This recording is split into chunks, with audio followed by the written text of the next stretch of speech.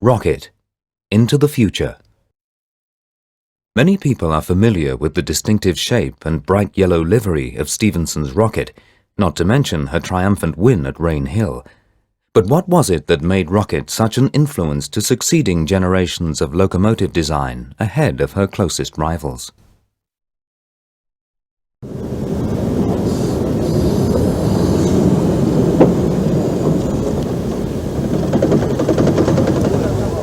Stephenson's rocket has become perhaps the most iconic symbol of the early railway age. A replica of the locomotive is seen here at Rothley on the Great Central Railway in 1991.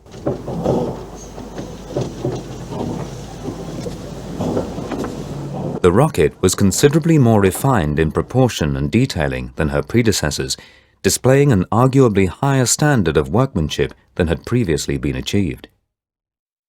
A critical point had been reached in steam locomotive design at this point. Designs had to be faster, lighter, and more efficient if the technology was not to fade into obscurity. George Stephenson had originally been appointed as a consultant engineer to the Liverpool and Manchester Railway. Together with his son, Robert, pictured here in the 1860s, he set up a factory in 4th Street, Newcastle, and it was there that the rocket took shape. After her victory at the Rain Hill trials, Rocket was put to work on the Liverpool and Manchester Railway. In the light of their experiences, the Stephensons made continual improvements to their locomotive designs. Indeed, Rocket herself received modifications in 1831, which can be seen in this contemporary image. Mike Lee visited the National Railway Museum at York, home to the sectioned replica of Rocket, to discover what made her such an innovative design. Welcome to the National Railway Museum here at York. Probably the finest and largest railway museum anywhere in the world, and the home of this sectioned replica of Rocket, George and Robert Stephenson's winning entry into the Rain Hill trials. What was the secret of Rocket's success? It was its ability to generate steam. Stephenson and Booth of the Liverpool and Manchester Railway devised the multi-tubular boiler, with these fire tubes running through the boiler, taking the hot gases from the firebox through to the chimney, vastly increasing the heating surface and the ability of the engine to boil water and generate steam. At the same time, they strengthened the boiler by these stays running through, which prevented the tube plates bulging, a very large advance in boiler design and safety. So that was the first key item that differentiated Rocket from its predecessors and its competitors. So when the steam had been generated, how did it get to the cylinders? Well, it was collected up there in the dome into the feed pipe and taken back to the regulator valve, which was under the control of the driver. That ensured that only dry steam and not water was carried over into the cylinders. Up there on the top of the boiler, we've got the two safety valves required by the rules of the Rain Hill trials. The first one that's sectioned into the boiler is a deadweight safety valve, where the steam pressure is retained by a weight on the end of that lever arm. The other one in the sectioned copper casing is a spring-loaded valve which could not be tampered with by the crew to increase the boiler pressure and therefore the engine's performance. Here we've got the water gauge glass that enabled the footplate crew to see how much water there was in the boiler. Here in the firebox we can see the tube plate where the hot gases are drawn from the furnace through to the chimney. Also, the firebox was surrounded by a water jacket which vastly increased the heating surface. These pipes, which linked the external firebox's water jacket to the boiler, were a very early form of thermic siphon, a circulation promoting device which we used right to the end of steam. Having got to the regulator valve up here, the steam was then distributed to the cylinders through these pipes. It was also controlled by the reversing gear, of which these are the controls. This reversing gear purely allowed the driver to determine whether the engine went forwards or backwards. It did not permit any form of expansive working. From the regulator valve, the steam came here to the steam chest where we have the slide valve worked by the valve gear. The steam was then applied to the appropriate side of the piston to propel the engine, whilst on the other side it was let out to the exhaust, and it still had some further work to do. The exhaust steam came along these pipes here on the outside of the boiler to the blast pipe here in the chimney, one for each cylinder, and that provided another key feature of Rocket's success, because the harder the engine was worked, the stronger the draft on the fire, the more steam it could generate, something which its key competitor Sans Pareil signally failed to do. Alongside the chimney, this U-tube was a mercury manometer pressure gauge, which works the indicator up at the top of the chimney, which was another refinement. The crew could see how much pressure there was in the boiler. The original rocket, considerably altered, still exists and can be seen in London's Science Museum at South Kensington. As we can see, the tender was quite a primitive wooden vehicle, and the coal space in here was backed up by a typical ship's water cask used to carry the water for the engine. This is how first class passengers travelled on the Liverpool and Manchester Railway, and as we can see, the carriage body holds considerable parallels to road coach design. The comfort was added to by having buffers. They were leather faced up there, working back into a spring here to try and give the most comfortable possible ride. A great deal more comfortable than that for third class passengers.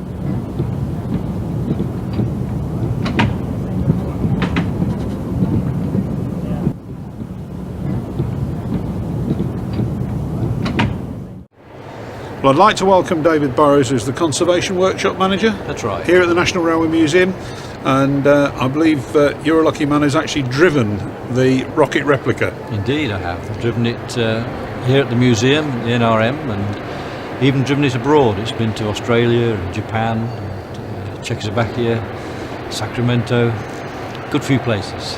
So it's a well-travelled engine. Indeed, yes. And it's taken the name of the National Railway Museum and British Railway Engineering around the world quite a bit. Yes. Everybody thinks it's the first one, but of course, as you and I know, that's not. It's not. That's right. How does it feel to drive compared to a modern locomotive? Obviously it's smaller, but how does it perform? Well, you've got to take yourself back to 1829, and at that time it was the bee's knees. It was the best thing around, the latest technology, and it was the most powerful thing around then. But compared with today's locos, where you've got 2,500 horsepower, it's not that powerful. In fact, you could probably measure it in donkey power as opposed to horsepower. but it does pull a fair load, and it did pull a fair load at the time. It's quite powerful for its size. And what kind of speed can the engine get up to? Oh, it can do some fantastic speeds, 30 miles an hour, but it feels as if you're doing 300 miles an hour when you're standing on that open footplate. It's incredible. We did some trials at Llangollen with it, and we replicated the Rainhill trials, and we were doing some speed trials there, and it was really hairy. Brilliant fun, really nice fun.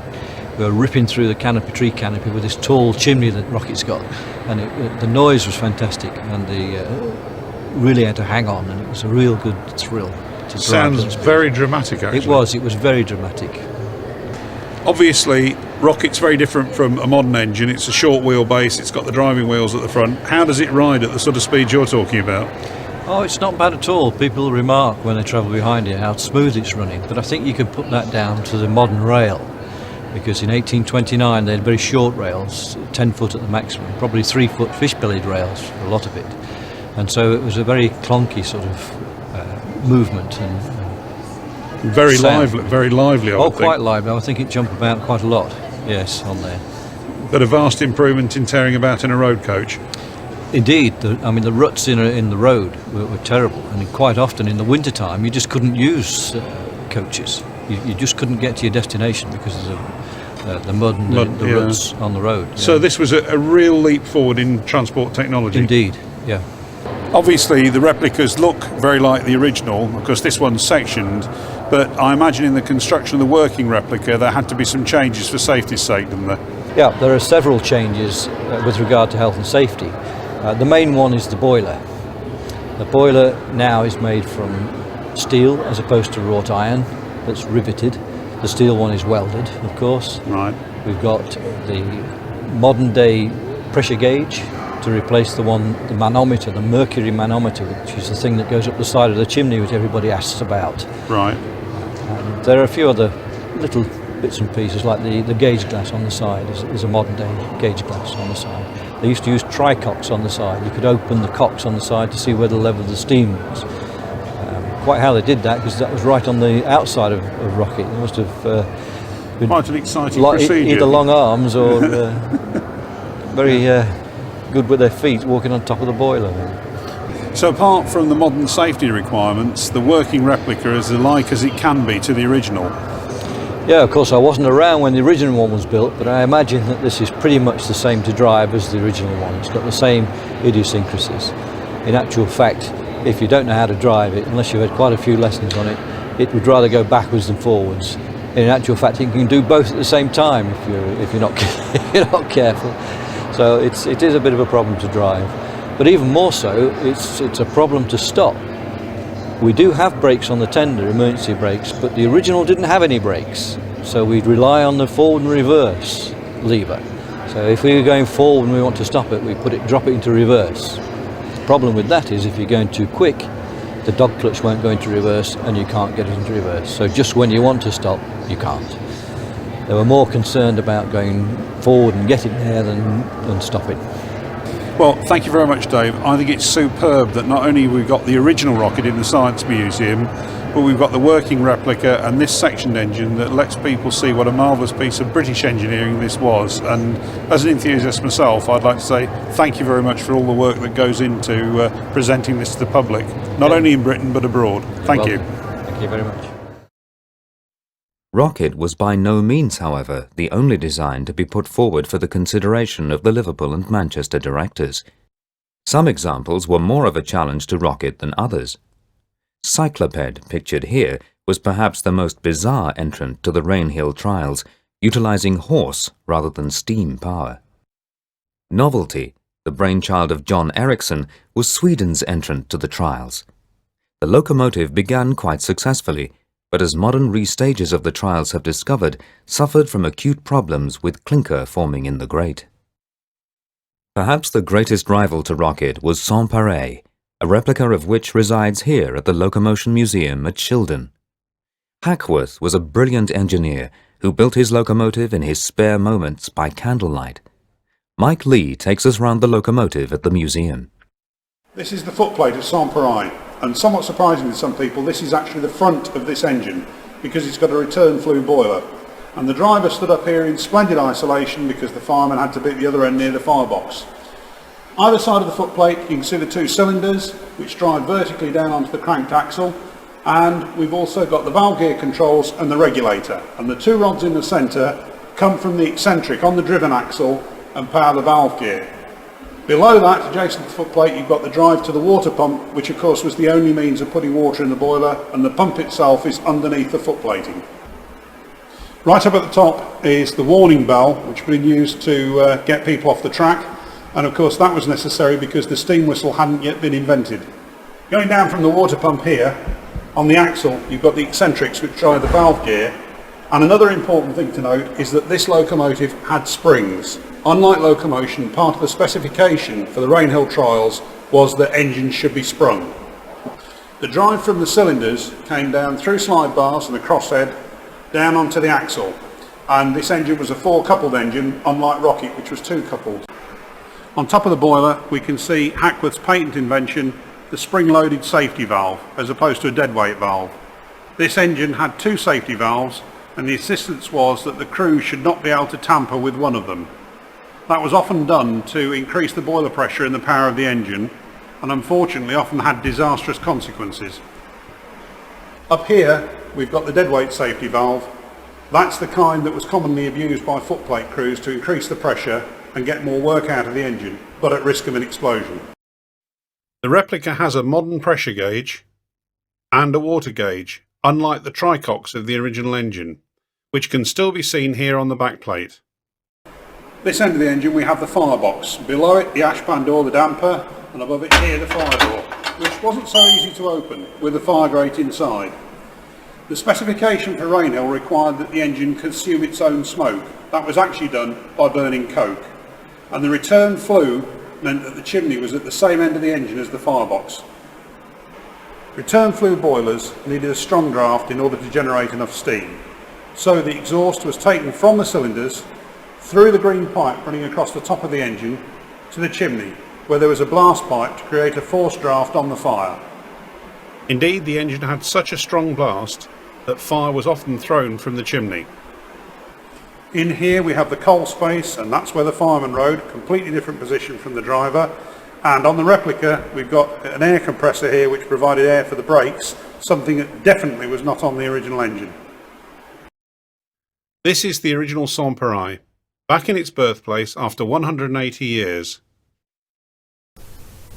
As we can see, a lot of the original engine still remains, including the vertical cylinders, driving down through the slide bars and the crosshead, down onto the connecting rod to the front axle of the engine. As we can see, the original engine no longer has the boiler lagging in place, and here we have the riveted corked joints between the iron plates. You certainly would not be allowed to make a boiler like this nowadays. Sans-Pareil and Rocket attended the Bowes Railway celebration in 1992.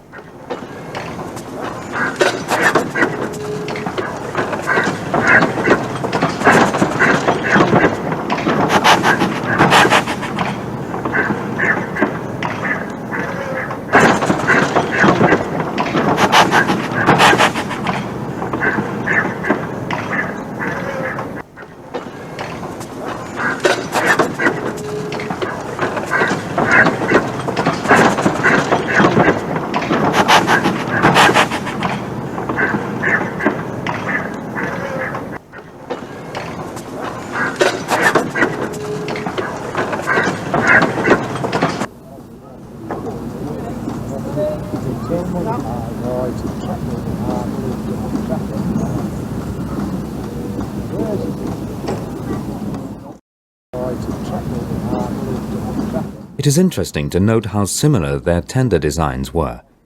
Essentially, they followed influences from contemporary road vehicle design, Rocket's tender being designed by the reputed coach builder Nathaniel Worsdale. In this final scene, we see both Rocket and Sans-Pareil working with Stephenson's locomotion.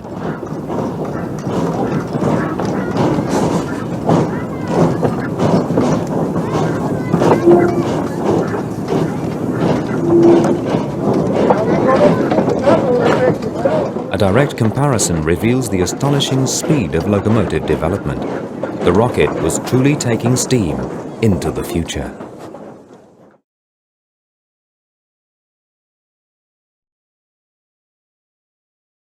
The Liverpool and Manchester Railway today. The Liverpool and Manchester Railway was the first commercial railway to carry both freight and passengers on its tracks, and has continued to survive successfully into the modern, privatized era. Through archive prints, modern photographs, and moving pictures, this film shows the Liverpool and Manchester Railway in both its embryonic and current states. The westernmost passenger terminus of the Liverpool and Manchester became Lime Street Station after the original terminus at Crown Street was overwhelmed by the traffic on offer only a few years after opening. Here, Duke of Gloucester leaves today's Lime Street Station with an enthusiast special to start the climb to Edge Hill and the original route.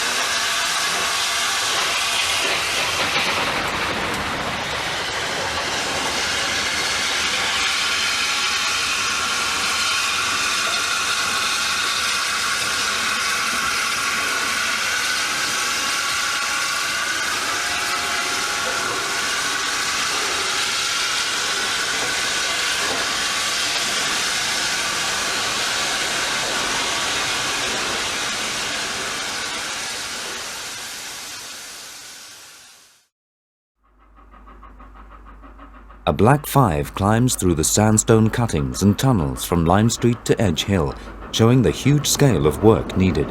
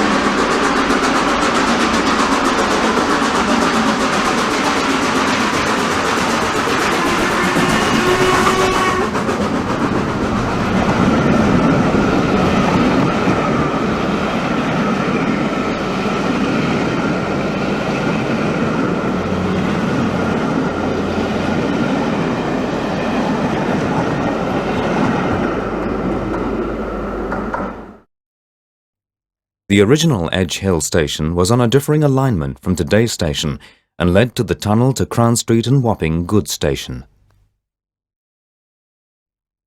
As trains emerged from the tunnel from Lime Street, they curved to join the original line through Edge Hill station.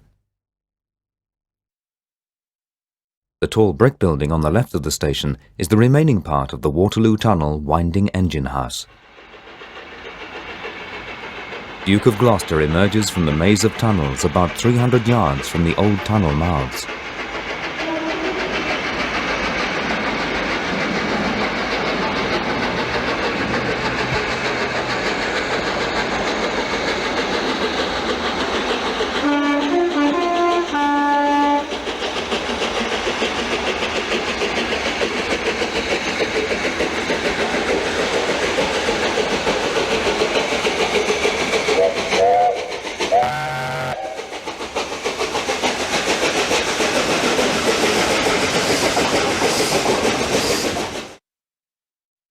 The Wapping freight tunnel was double-tracked, cable-hauled and gas-lit.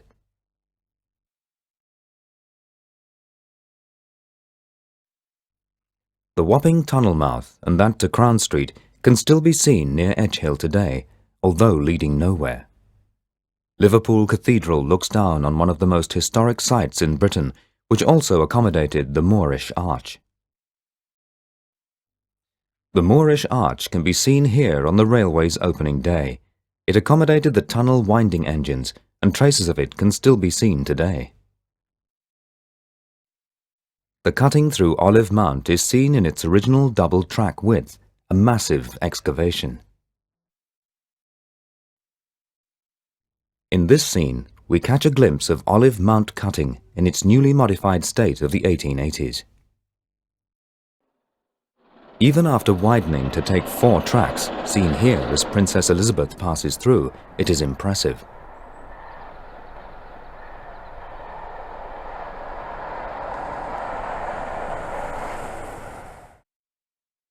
This bridge at Rain Hill was noted for its complex stonework and featured in illustrations of the trials. Today it still stands and carries undreamt-of weights, proudly displaying its engineer's name. East of Rain Hill Station, this straight stretch of line was the site of the famous trials. The Sankey Viaduct spanned a competing canal. Today, it still strides across the valley, whilst the remains of the infilled canal can be seen in the foreground.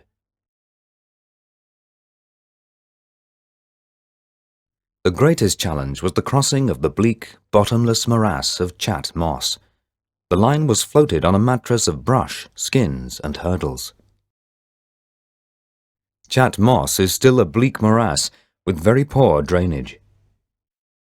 Here at Astley Crossing, the line Stevenson built is still doing its job over 175 years later.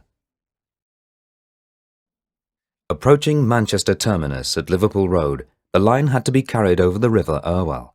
Again, Stevenson's Bridge still stands.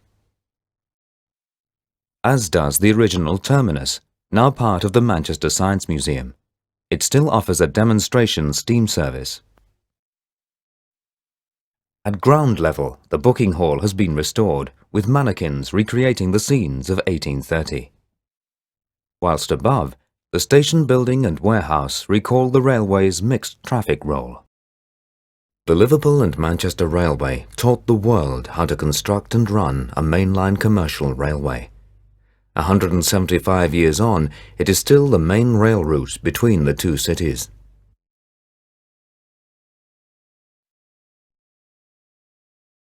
Enemy number 1. Safety has always been a priority for those involved in railway operation, which this LMS training film clearly demonstrates. Made in the 1930s, it emphasizes the need for the various members of railway personnel to work together in order to achieve safe running on high-speed networks.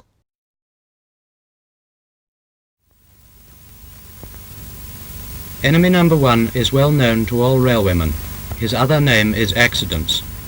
Accidents will happen, they say, but it is your duty to prevent them happening on the railway. Ministry of Transport statistics show that 3 out of every 4 fatal accidents on the railways were due to human failure and could have been prevented by proper care. It is on railwaymen that the consequences of accidents fall, and it is railwaymen, you yourselves, who can prevent accidents. I didn't know. I meant to. I failed to. I thought. I forgot.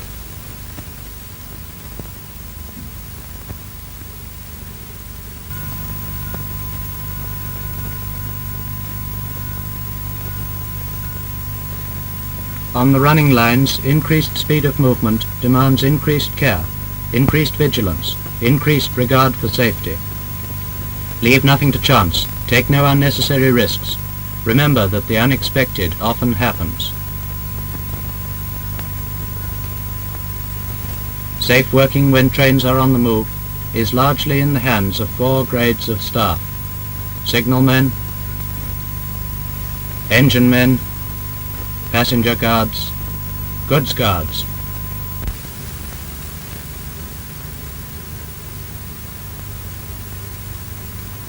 Cooperation means safety.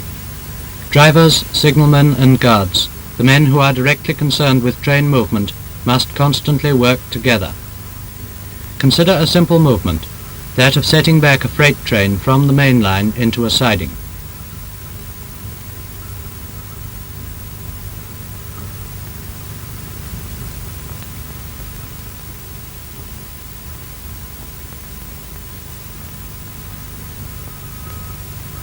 Though this movement is probably one of the most frequent in railway operating, the 3 grades of men concerned, guard, signalman, and engine crew, need to exercise care if it is to be performed without mishap.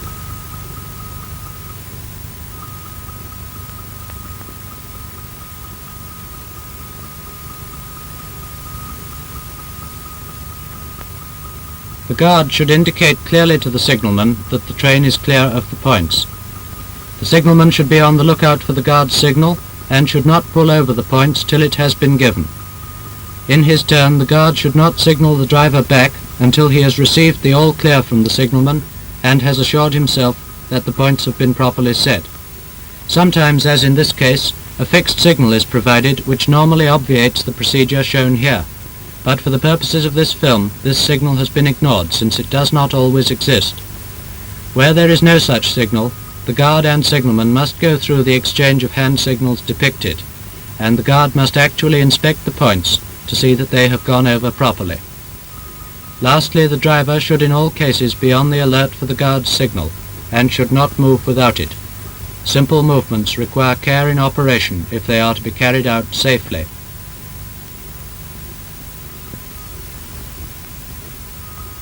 The importance of Rule 55 cannot be too strongly stressed.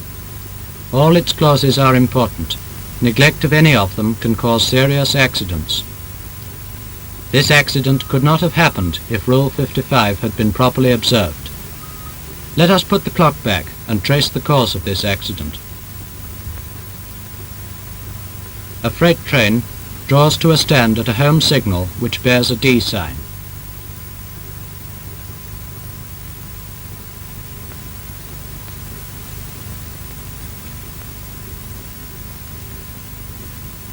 The fireman, acting quite correctly, presses the plunger and gets the acknowledging ring. Incidentally, he should be wearing a service cap. In the middle of the train, there are a couple of wagons to be dropped at a nearby siding. The guard uncouples, and the front portion of the train draws forward.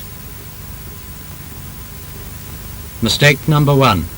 After the signal has been restored to danger, the guard should press the plunger again, to advise the signalman that a portion of the train is standing at the signal. He fails to do so. Mistake number 2.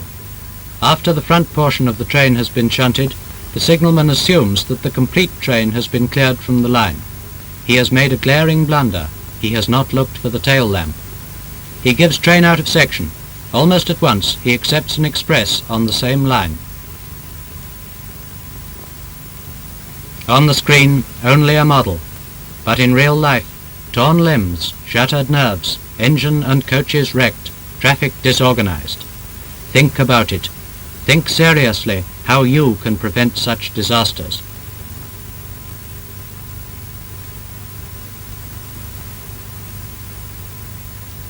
It is essential that when an accident does occur, the train involved should be protected with the utmost dispatch. In this illustration, a train has been stopped by a minor defect between 2 signal boxes. Let's see what sort of a job the train crew makes of protecting the train.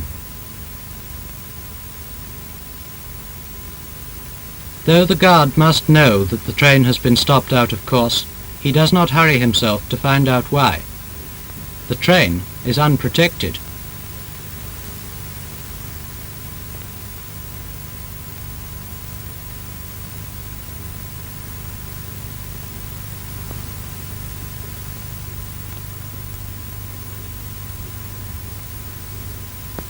When at last the guard arrives at the engine, having walked all the length of the train to get there, he joins in the conference which is going on between the driver and the fireman, and more time is wasted. The train is not yet protected. Several minutes after it has been stopped, it is still in danger. At length the guard goes back the whole length of the train to his van to get the detonators that will protect his own and any oncoming train. Now let's have another try and show how the job should be done. Time is the important factor. The engine men must ascertain at once the nature of the mishap and decide whether assistance will be required or whether the train will be able to proceed after some delay. The guard, immediately he has ascertained that the train has stopped out of course, should go quickly towards the front. He should walk on the off side of the train, taking care to see that the adjoining line is not obstructed and that he is not endangered by other trains. The fireman, by walking towards the rear, also on the off side of the train to meet the guard, saves valuable time. The guard is quickly informed of the position and can protect his train with the minimum of delay.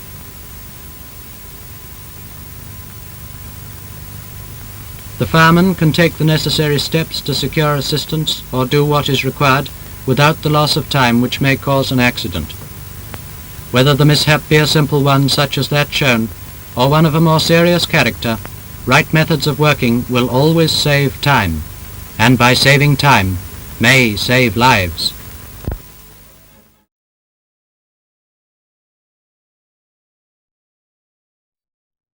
Tragedy in the fog. Major accidents, like this between St John's and Lewisham Station, were unfortunately a very real, if rare, feature of railway travel.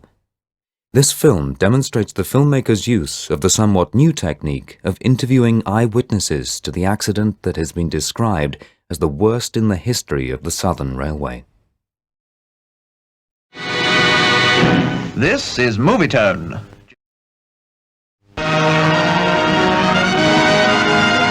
It happened after 6 o'clock in the evening in thick fog, the worst railway accident in the history of the southern region, and one of the worst in the history of British railways.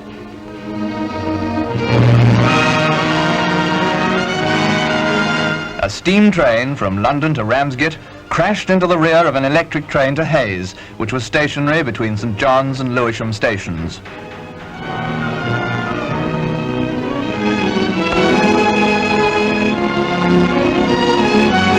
The collision wasn't all, for a bridge, the Nunhead flyover, was also involved in the crash, and it collapsed onto the last coach of the steam train. All through the night, rescue workers toiled by the light of flares to extricate the living, the injured, and the dead. The trains had been full of businessmen, rush-hour travellers, and Christmas shoppers. Casualties were very heavy. Over 70 deaths were soon reported, and the toll was expected to be even greater.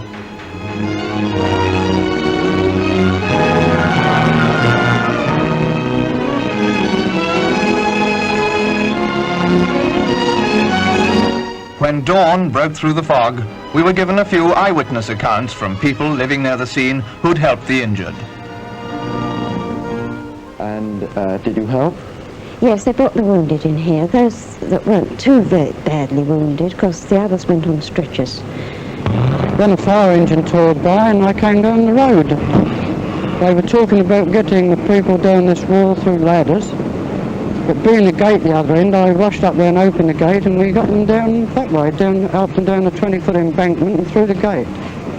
And you took them into your house? The walking casualties, yes, we took into the house, bathed them and bandaged them the best we could.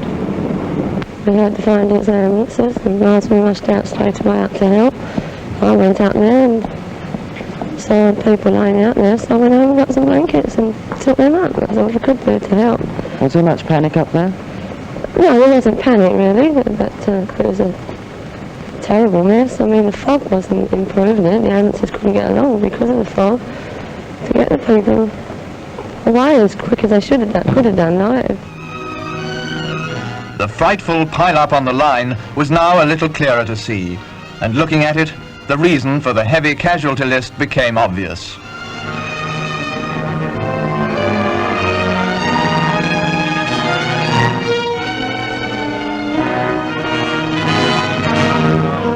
To all the bereaved and to all who suffered in this appalling tragedy, the deepest sympathy is everywhere expressed. Full of Eastern promise. This film takes you on a short tour of the East Coast Main Line in the 1960s, while steam was still in operation. Stopping at major locations such as Peterborough, York and Newcastle, it gives an insight into the excitement of Eastern lines. It is the summer of 1963, and while in decline, steam still dominates the scene, with Peppercorn A1 Pacific Aboya about to depart with an express for the north.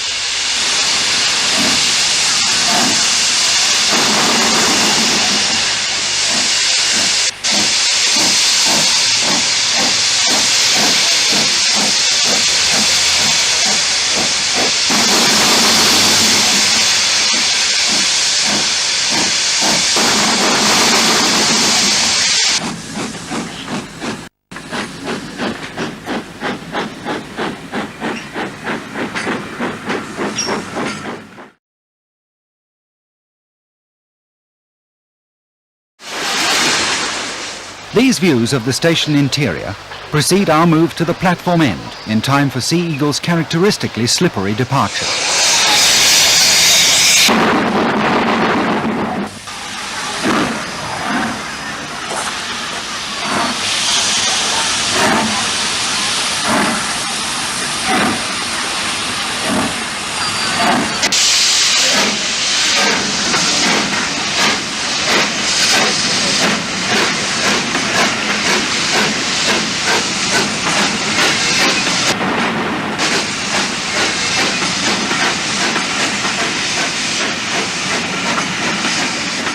Engine changes were regularly performed at Peterborough. Our next view shows 60040 Cameronian having been detached from her train.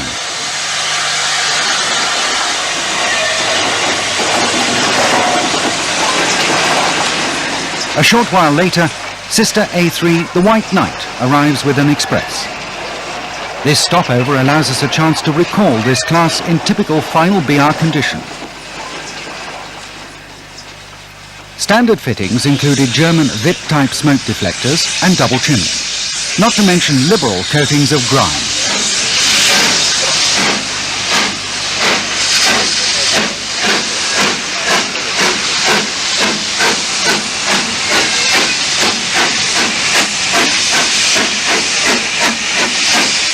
The crowning highlight of any East Coast visit was an appearance by the even then world-famous A4 Mallard.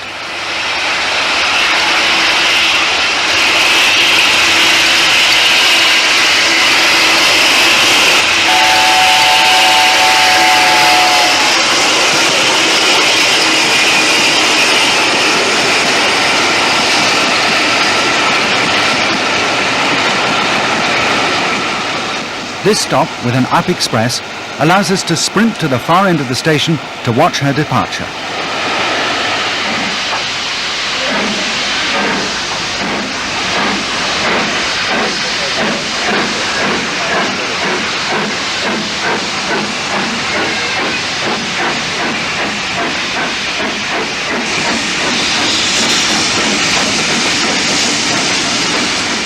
Before long, Union of South Africa would work the very last return trip of an A4 from London to Newcastle.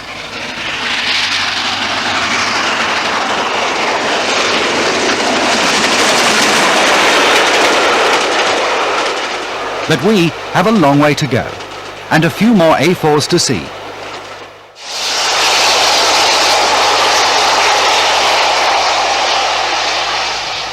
York still ranks as one of Britain's classic stations, and has fascinated enthusiasts for many generations. From our rooftop viewpoint, we're able to watch this V2 departing for Scarborough.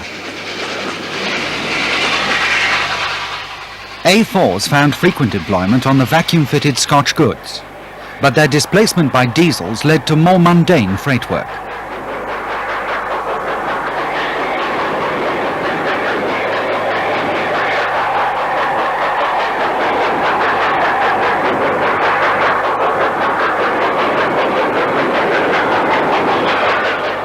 A continuous procession of trains through York provided a wide variety of locomotive types.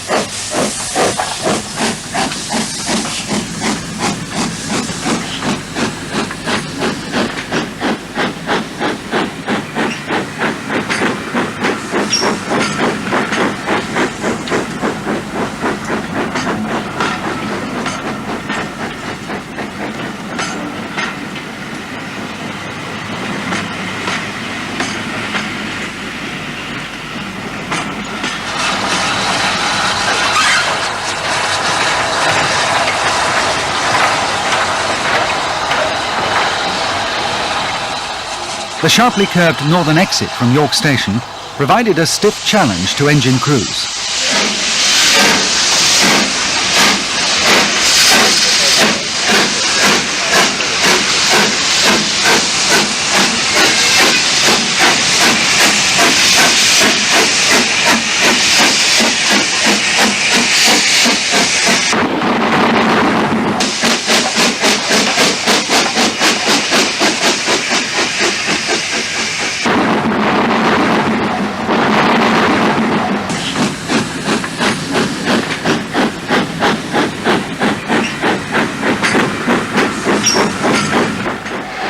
Miles Beaver once again.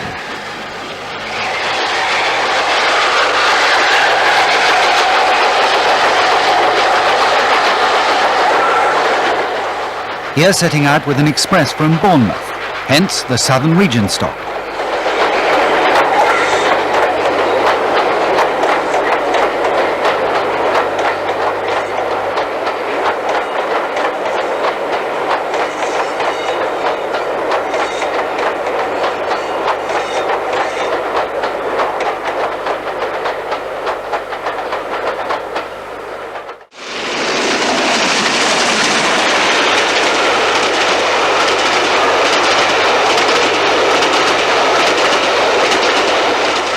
Newcastle, summer 1965, and an unusually clean survivor, A3 Prince Palatine.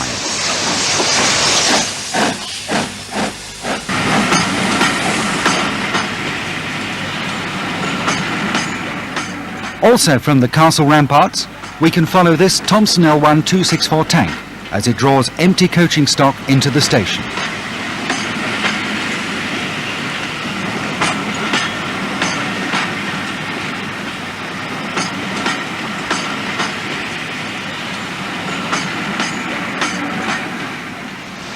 A1 Bongrace heads over the complex junction bound for Gateshead Shed.